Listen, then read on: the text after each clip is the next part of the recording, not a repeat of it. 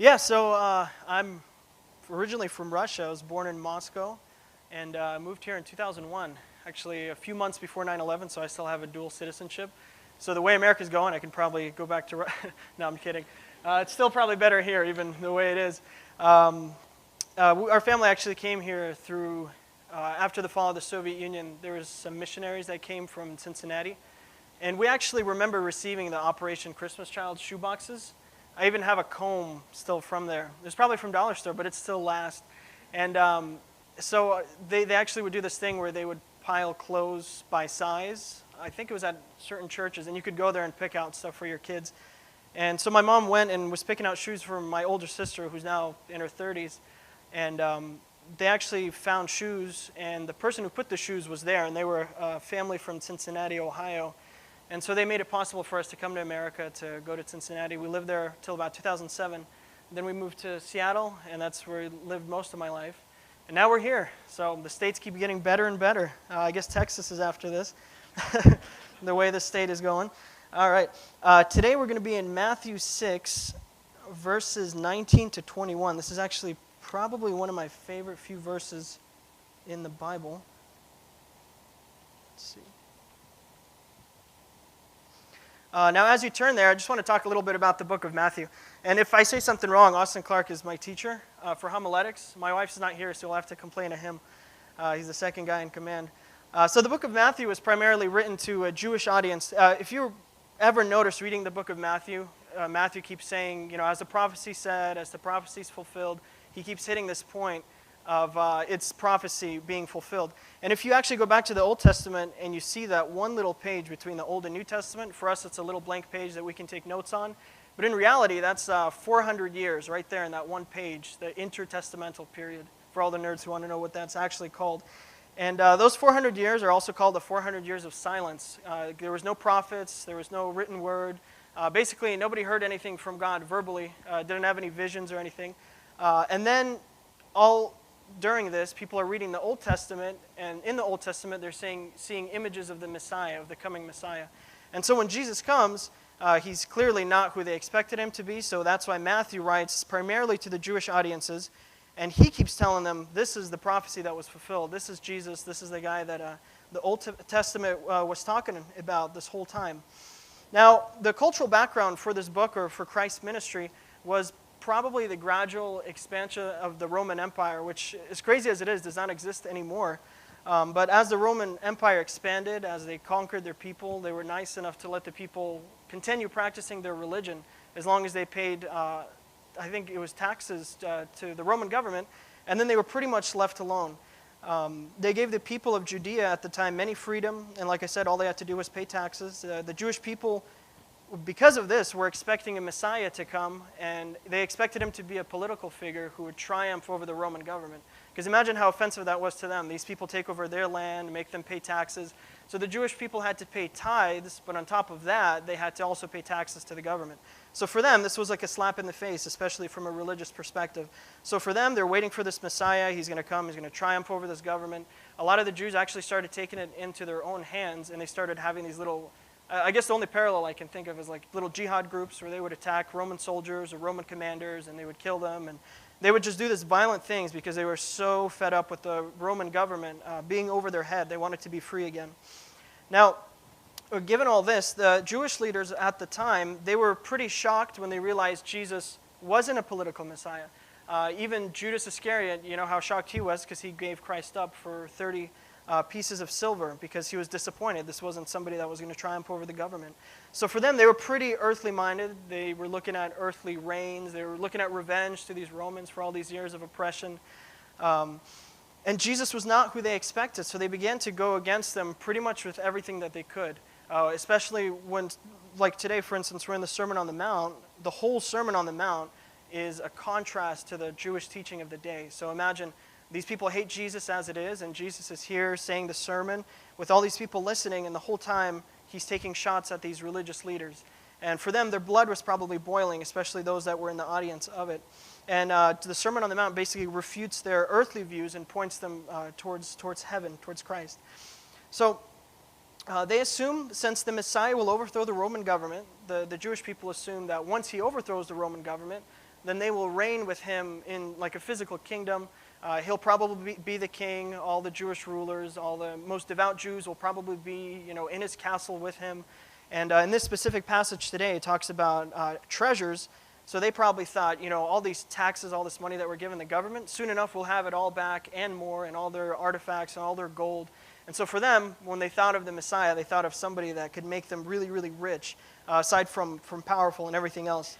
It's interesting to note, a lot of the Jewish leaders were Sadducees. And the Sadducees, they actually didn't even believe in heaven. They didn't believe in anything spiritual. So for them, earthly life was all that they believed in. They were liberals, as we would put it today. So for them, earthly kingdom, earthly treasures, there's no such thing as a spiritual Messiah, spiritual rule. So they're very focused on building this empire here on earth. So you can imagine when Christ started shattering that worldview and pointing them to heavenly things, they probably were extra offended because they thought, who's this guy talking about the stuff we don't even believe in, all this spiritual stuff.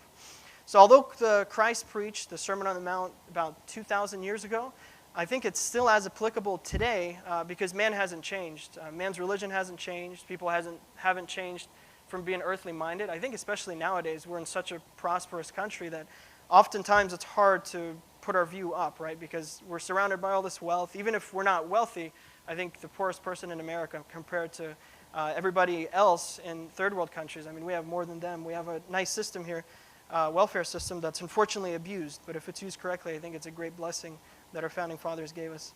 If it was them that gave it, so I'm not good with American history. So let's go to Matthew 6:19, 19 to 21. Now Christ says, and remember the cultural setting, this is him going against everything the Jewish leaders are saying. He says, instead of laying up treasure on earth, he says, lay not up for yourself treasures upon earth, where moth and rust does corrupt, and where thieves break through and steal. But instead lay up for yourself treasures in heaven, where neither moth nor rust does corrupt, and where thieves do not break through nor steal. For where your treasure is, there will your heart be also. So I think this passage and this whole idea, Christ sums it up, and whoever divided the chapter and verse divisions, they basically made it 3 verses, and these 3 verses is like a Baptist dream. It's 3 sermon points just perfectly. The first one, verse 19, he's saying, don't lay up treasures in heaven. So in other words, he's telling you what not to do. Verse 20, he says instead, don't lay up treasures on earth. Verse 20, lay up treasures in heaven. So he's pointing you away from something to something. And he doesn't just do that, he even gives you a reason. So in verse 21, he says, do this because where your treasure is, there will your heart be also. So again, Christ says, don't do this, and he gives you a reason. So pretty simple. I'm sure people back then, it did not really fly over their head. He made it quite clear from them. And I just wanted to ask a rhetorical question. If you've ever had anything stolen from you of earthly value, I'm sure many of us have. If not, just live long enough, you probably will. By people or by the government. No, I'm just kidding.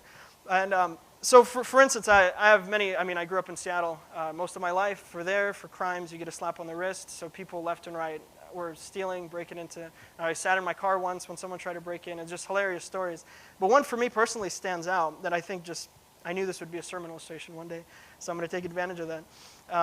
When we were getting married, my wife and I, about three years ago, I was doing my best to save up as much as I can to have a cool honeymoon. And I was like, you can blow money and just pretend you're rich for a few days. And as I was praying, I started praying to somehow make more money, not from it to fall from the sky, but find little ways here and there to make a little bit extra.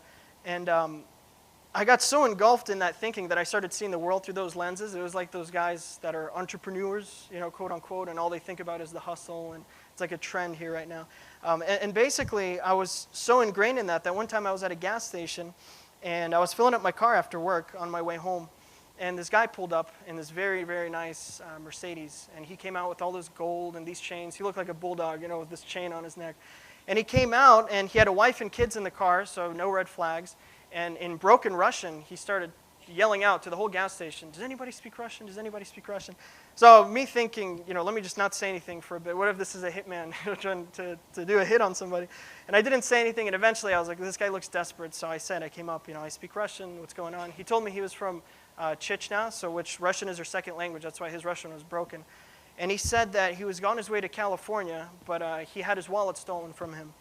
And I have no ID, no cards, nothing. All I have is this jewelry. You already know where this is going. And he said, hey, man, if you have any cash on you, And he took me to his car, showed me his wife and kids, and I was like, there's no way this guy's lying. There's wife and kids in the car, and he had a Rolex and everything, or so I thought. It was probably Chinese.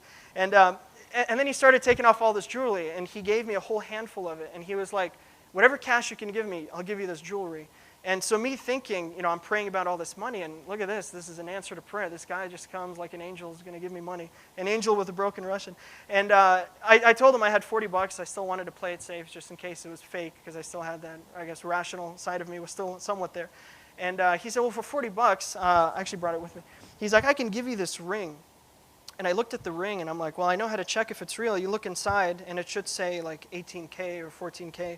And I looked inside, I was like, oh my goodness, it says 18K. There's no way you can fake this. And I was like, wow, so $40 for this ring. I'm going to go to the pawn shop after this. Gave him $40. He gave me the ring. I go to this jeweler across the street. It was this Russian old man. And he takes the ring, and I said, hey, I have this ring. Can you tell me what this is worth? And all he had to do was look at it. And he just went like this. And he heard it bounce. And in broken English, he's like, please tell me you did not buy this. And I was like, that was a gift from a friend. And then after that, I was livid. I was going to get the ring and throw it, and I just ended up keeping it. And I'm like, man, this is going to be a funny story to tell. I'll probably get into some kind of club with it too.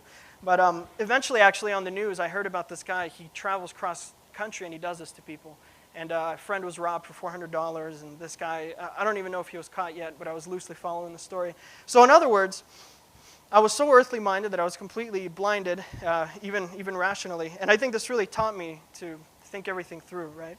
And to put this back into the context here, we go back to verse 9. Christ says, lay not up for yourself treasures upon earth where moth and rust does corrupt and where thieves break through and steal. So right away, the Greek word for treasure is thesauros. In other words, we get the word thesaurus, that book in the library that if you're trying to reach a word count in one of your papers, you start flipping and looking through words. And the word denotes the idea of a storehouse or kind of like a hoard. So we think of a thesaurus or thesaurus, the book, and it's a hoard or a storehouse of words that we can use. And the ancient Greeks, this word was so interchangeable with the word treasure, storehouse and the word treasure, that they would actually say, don't treasure for yourself treasures on earth. So don't hoard up for yourself treasures on earth. And we think of the show Hoarders, people with their houses and stuff falling out, and we think how absurd that is, but apparently that's nothing new. So Jesus, by saying this, he's not saying don't be wealthy. That's not at all what he's forbidding. I think he's confronting those who hoard here on earth without thinking of eternity, people who are only thinking about here and now. Now, earthly treasure is temporary, and I think Christ expands that later on.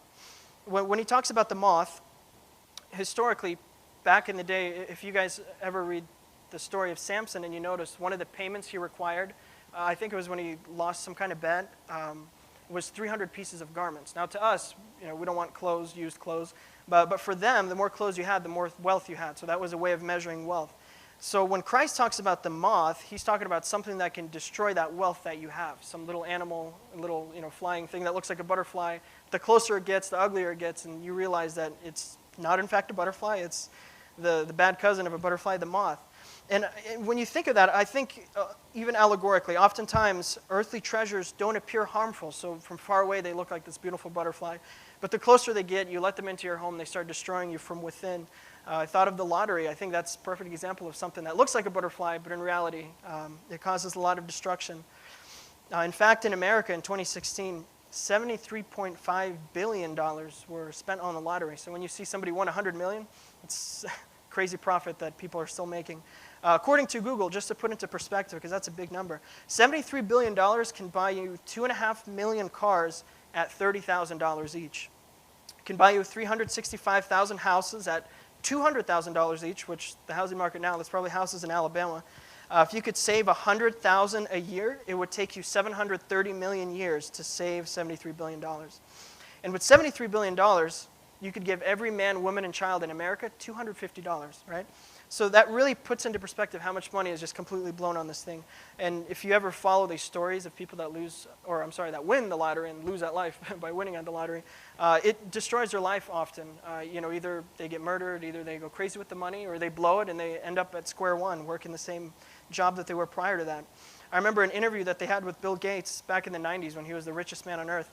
And the interviewer listed every single thing that Bill Gates owned of value, his house, his cars, I think he had jets.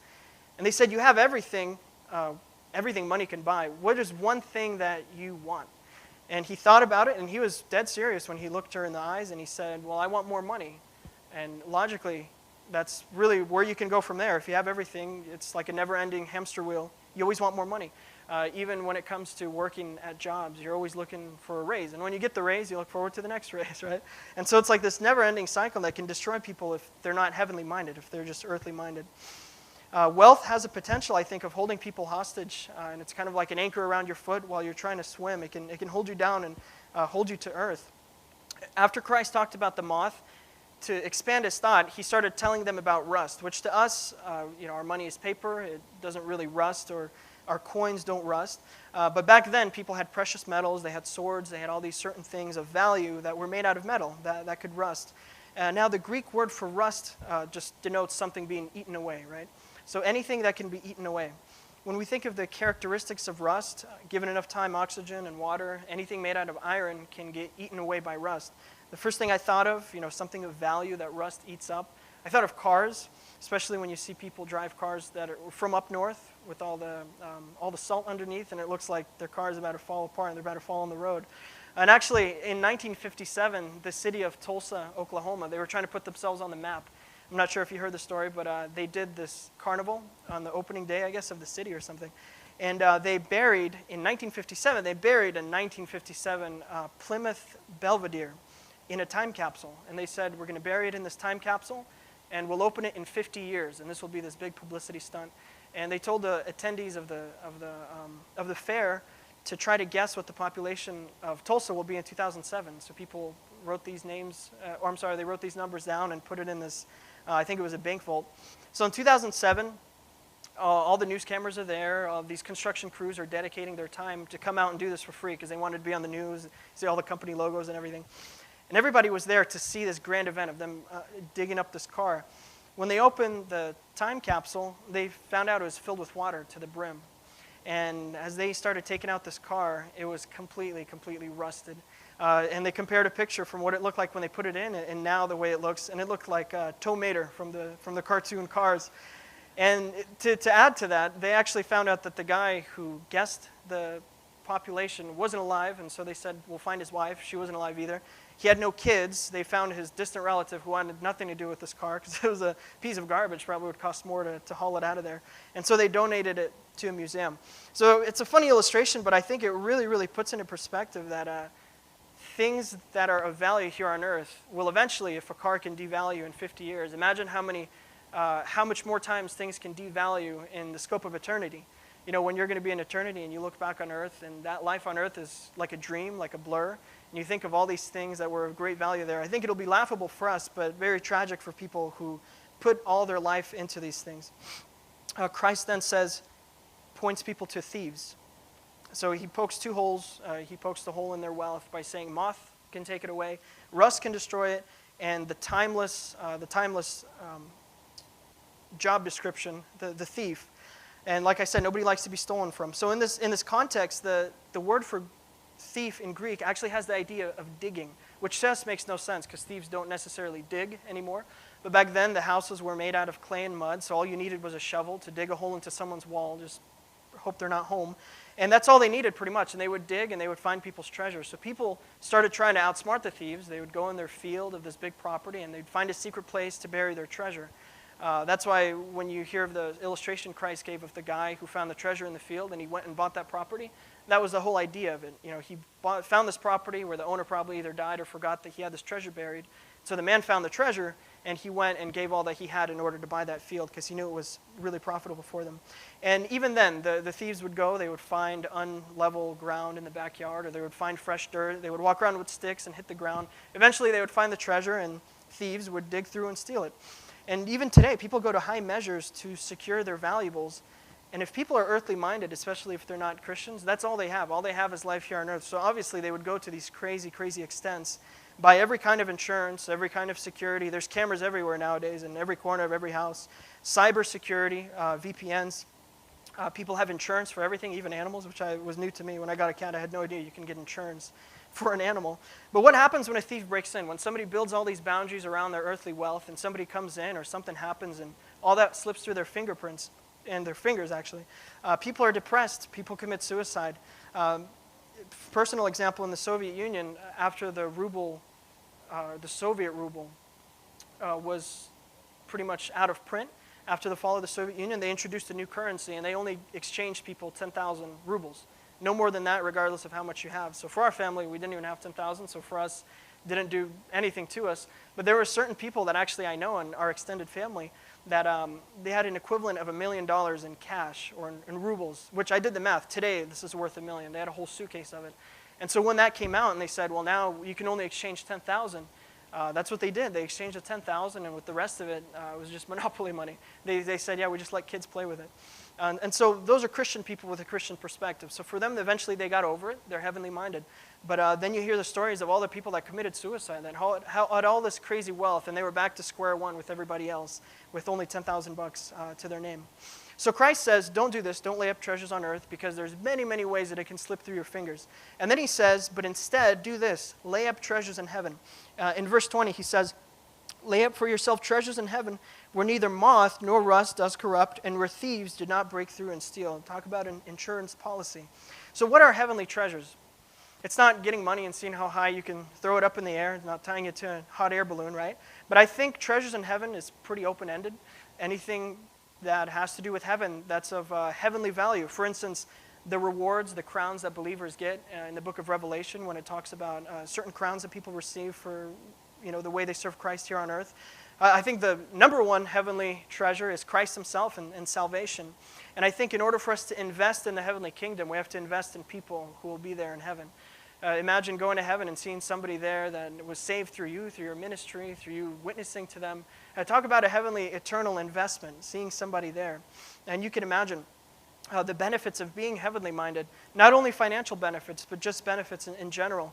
For instance, being heavenly minded reminds us how short our life here is on earth. All in all, throughout the Bible, in the book of James, for instance, James tells us that, yet you do not know that what tomorrow will bring. What is your life? It's a mist that appears for a little while and then vanishes. David in the Psalms tells us, man is like a breath. His days are like a passing shadow. And in another psalm, David says, behold, you have made my days a few handbreadths, and my lifetime is nothing before you. Surely all mankind stands as a mere breath.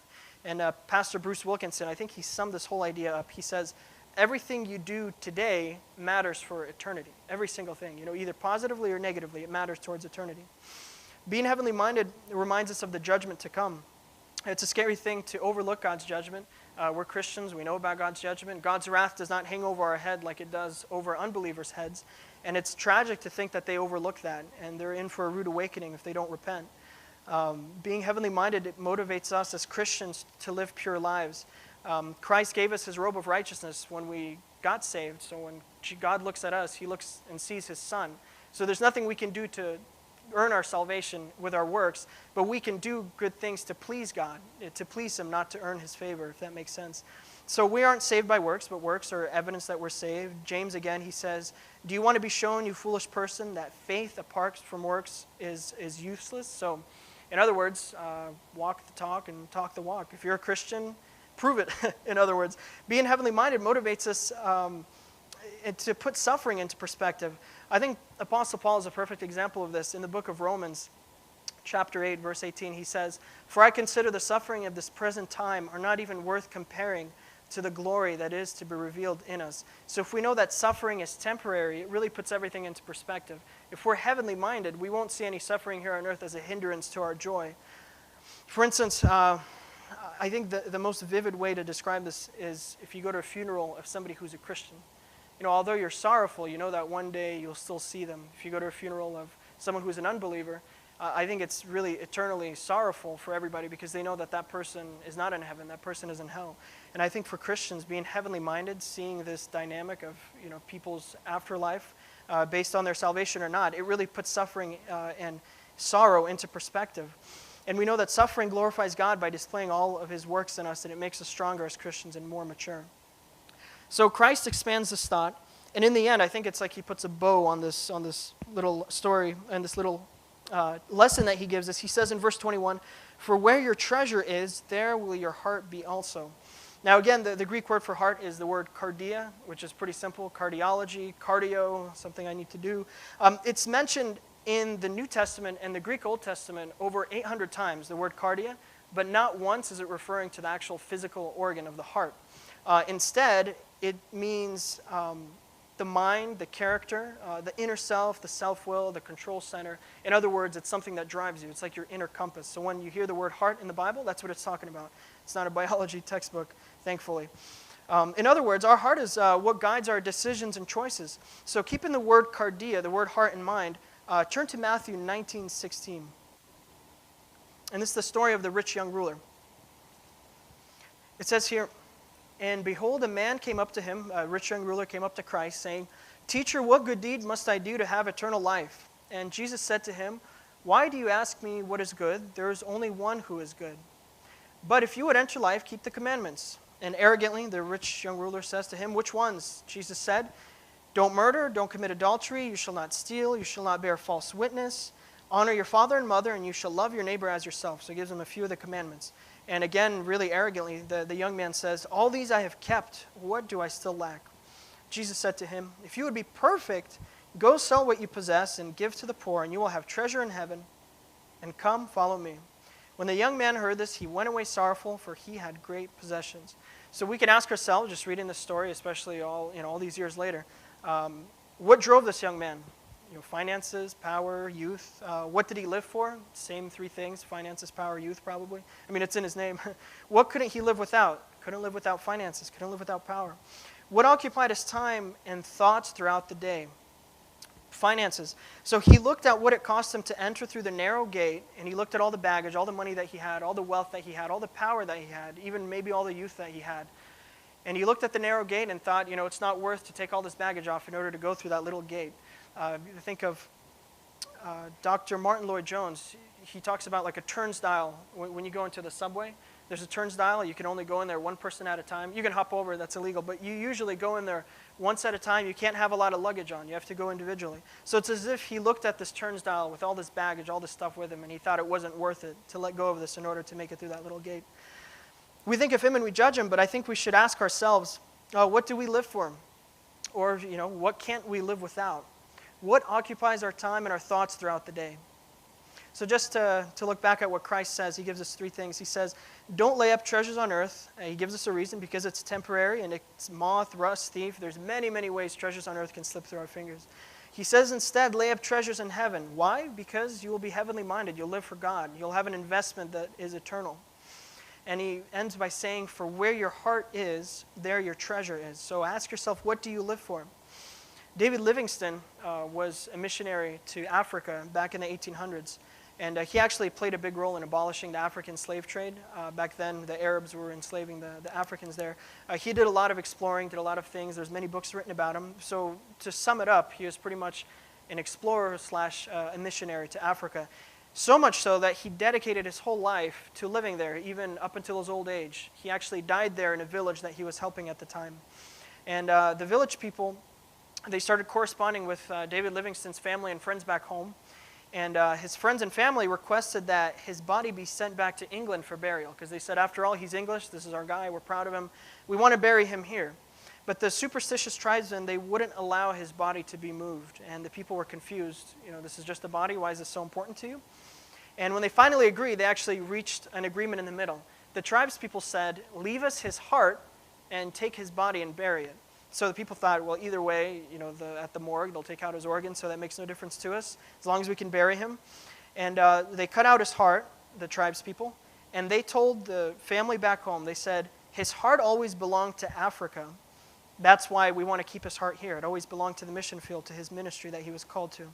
So till this day, the heart is buried under a tree there in that little village. And there is actually now a monument there to David Livingstone and all that he accomplished for Christ and for missions work. So if you were to die today, figuratively, where would your heart be buried? That's just the thought that I want to leave all of us with, to think about that for a bit. Because oftentimes, I know personally, probably every day, I have to remind myself not to be so earthly minded, but to be heavenly minded. Let us pray. Lord, thank you for this day that you've given us, for this another opportunity for us to meet together. Pray that you help all of us to be heavenly minded, Lord, not to be so focused on things on earth, especially the way things are right now, not only financially, with everything else, with politics, with all the inflation, everything on, Lord, that can make us scared, make us anxious. I pray that you help us see the big picture. Help us know that if we're your children, then everything that happens is for some kind of greater good, even if we don't know now, even if we'll never know on earth and only know in heaven. I pray that you help us walk in the Spirit, Lord. I hope that you help guide us in order for us to keep ourselves heavenly minded and not grounded here on earth. Help us be witnesses to those around us. Help us be the light to those around us, and help our heart, our inward desires be in the right place. Pray this all in Christ's name. Amen.